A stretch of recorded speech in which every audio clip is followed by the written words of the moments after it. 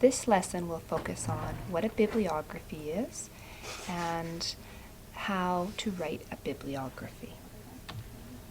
So it's important to give recognition and credit to the sources of the information used in your projects.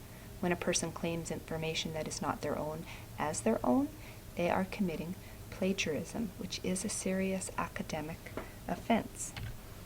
So every project requires that you complete a bibliography, which is a list of books, articles, and other sources used in your research, whether you mention the works in the project or not. And bibliographies follow a specific format. You, as part of the second part of your proposal, must include a bibliography, so a list of the sources that you're using.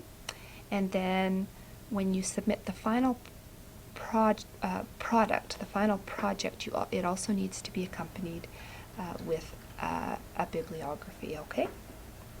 And so if in your initial bibliography, you'll list books that you think that you're going to use or other sources, and by the time you've done and completed your final project, you may have found that there's some of the sources you didn't use or you used other sources, and so that list might need to be revised when you submit it with the final project. So here's the format that a bibliography needs to follow. And all the way up, from now all the way up through the high school grades and on to college or university, this is the format that instructors expect.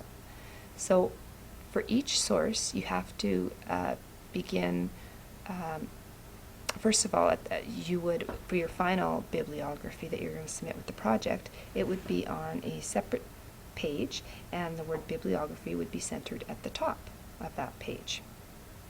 Then you would have your list, and for each source, you would begin at the left margin, and if you have to go down to the next line to include information, you'd indent the next line.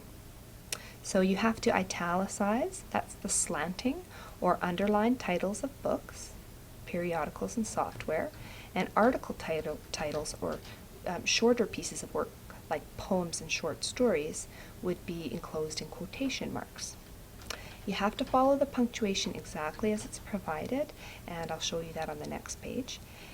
And if required information such as author or place of publication is not available, you just leave that part out. You need to list the sources also in alphabetical order by the first word, which, if you have the author of the piece, is always going to be that author's last name. And so here we have an example of a completed bibliography. So you can see that it's alphabetical. So in this case, here's a website, and not just the website was provided. You need to provide as much information as you can. You always provide the date it was accessed, because information can change, right? People update their websites and change information. It includes the name of the website and the name of the article. And in this case, quite often, a website won't include the author's name, and so they haven't included that as the other resources. Most of them have that.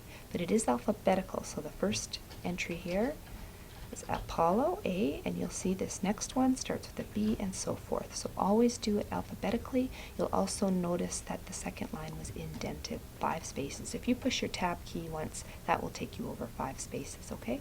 And so just notice that after every entry there is some punctuation.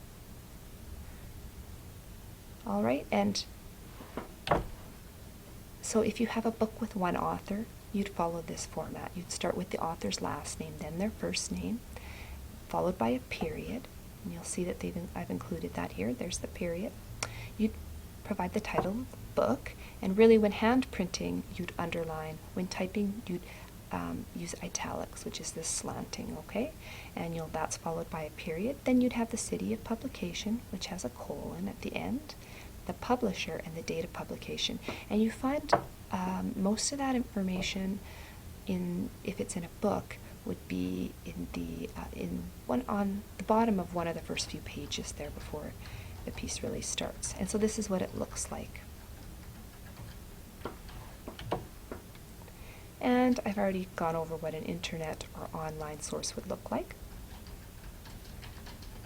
And if there's other sources which you'll hopefully be using, you can use the handout that I've provided in the course, okay, on creating a bibliography. So try to use that as much as you can and be as close to that formatting as you can. It's a really good practice to get into to prepare you for grades to come, okay?